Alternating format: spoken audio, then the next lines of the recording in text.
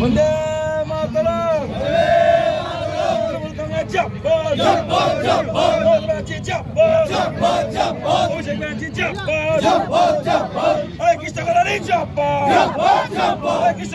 মহাশয়কে আশীর্বাদ করি।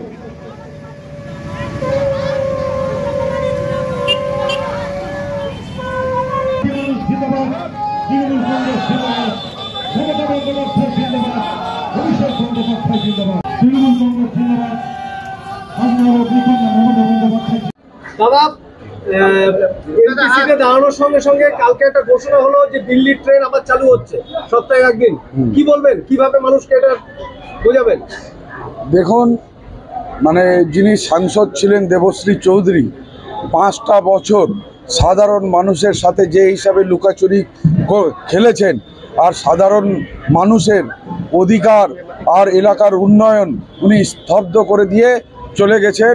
এবার যে লোকসভা নির্বাচন সাধারণ মানুষ বুঝতে পেরেছে, সেই জন্য সাধারণ মানুষের রাগ আক্রোশ দেখে কয়েকদিন আগে উনি রাধিকাপুর এক্সপ্রেসে ট্রেন ধরে বেডিং বিস্তর বেঁধে উনি চলে গিয়েছেন। সাধারণ মানুষ এবার খুব সজাগ, বুঝতে পেরেছে যে পশ্চিমবঙ্গে যদি একমাত্র কোনো দল উন্নয়ন করতে পারে, একমাত্র কোনো ব্যক্তি উন্নয়ন করতে পারে, তার নাম মমতা বন্দ্যোপাধ্যায়। তো সেই জন্য এবার পশ্চিমবঙ্গে 42টা আসনেই পশ্চিমবঙ্গে উন্নয়নের ঝড় বইবে, আর 42টা আসনেই পশ্চিমবঙ্গে তৃণমূল কংগ্রেসের ঝড় বইবে। সাধারণ মানুষ অনেক সজাগ, আর ধর্মের উস্কানিতে কোনো লোভ প্রলোভনে পড়বে না। মানুষ উন্নয়নের সাথে, বিকাশের সাথে এবার তৃণমূল কংগ্রেসের সাথে।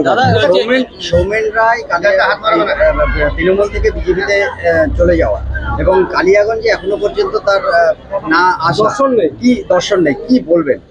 দেখুন, কালিয়াগঞ্জ আমার জন্মভূমি না হলেও আমার কর্মভূমি।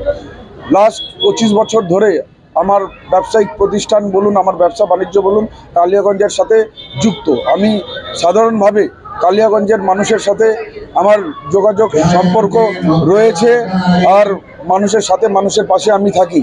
তো আমার নাই জন্মভূমি নাই কর্মভূমি আছে, কিন্তু সৌমেন রায়ের না এটা জন্মভূমি ছিল না কর্মভূমি ছিল, ওনার এটা ভোগের ভূমি ছিল। যতদিন পেরেছেন ভোগ করেছেন, তারপর পালিয়ে চলে গেছেন। এবার কালিয়াগঞ্জে উনি কোন সাহসে ঢুকবেন? কালিয়াগঞ্জের মানুষেরকে লুট করে উনি পালিয়েছেন। কালিয়াগঞ্জ মানুষ অধীর আগ্রহে তাকিয়ে আছে, যদি আসেন যে লুট করে যে টাকা পয়সা নিয়ে গেছেন, সেটা তাকে জবাব দিতে হবে, তাকে ফিরিয়ে দিতে হবে। তৃণমূলে থাকাকালীন লুট করলেন তিনি, সেই জায়গায় দাঁড়িয়ে আপনারা কেন হচ্ছে? না, তৃণমূলে থাকাকালীন না, উনি বিজেপিতে যাবেন, তার উনি কৌশলটা 2-1 মাস ধরে উনি বেঁধে ফেলেছিলেন, সেটা আমরা জানতাম না। আর লাস্ট বিগত ওই 2 মাসেই উনি যা লুটপাট করার উনি লুটপাট করেছেন। অন্তর্ঘাতে নাই, উনি চলে যাওয়াতে কালিয়াগঞ্জ আমরা অনেকটা স্ট্রং হলাম। কালিয়াগঞ্জে দেখবেন এবার ঐতিহাসিক রেজাল্ট হবে। এবার তৃণমূল কংগ্রেস ব্যাপক ভোটে কালিয়াগঞ্জে লিড করবে। তৃণমূলে থেকে কি বিজেপির হয়ে কাজ করেছেন তাহলে সৌমেন রায়? এখনো 2 মাস কি করেছেন, কিন্তু এই ধরনের বেপন্দি লোটা কোন দিক থাকবে না থাকবে, এই ধরনের লোকের কথা কেউ শুনবে? এই ধরনের লোকের কেউ বিশ্বাস করবে? সেই জন্য উনি কার হয়ে কাজ করেছেন সেটা বড় কথা না, উনি একটা বিশ্বাসঘাতকতার কাজ করেছেন। এই ধরনের বিশ্বাসঘাতকতাকে লোকে প্রতিবাদ জানাই, ধিক্কার জানাই।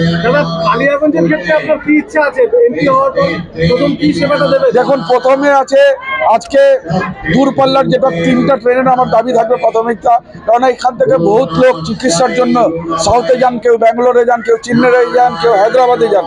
প্রথমে এই 3টা ট্রেন চালু করা আমার সর্বপ্রথম প্রাথমিকতা থাকবে, যাতে সাধারণ মানুষ ওই সাউথগামী মেডিকেল চেক আপের জন্য ট্রেন ধরতে কলকাতা যেতে হচ্ছে, অন্যান্য জায়গায় যেতে, তাতে যাতে এই সুবিধাটা পাক, প্রথম প্রাথমিকতা থাকবে। তারপর একটা আমরা মাস্টার প্ল্যান বানাবো পুরো জেলা জুড়ে, তারপর আমরা দেখবো কোথায় কোন উন্নয়নটা প্রাথমিকতার সাথে করা যায়। দাদা, একটা জিনিস, 57,000 ভোটে কালিয়াগঞ্জে লোকসভা নির্বাচনে এগিয়েছে, সেই জায়গায় দাঁড়িয়ে আজকে দেখুন 57,000 ভোটে লোকসভায় লিড থাকলেও সেটা বিধানসভায় কমে গেছে, সেটা পঞ্চায়েতে তৃণমূল কংগ্রেস লিড করেছে। এবার ইতিহাস গড়বে, কালিয়াগঞ্জবাসী তৃণমূল কংগ্রেসকে 50,000 ভোটে বেশি লিড দিয়ে, ব্যবধান দিয়ে জয়যুক্ত করবে।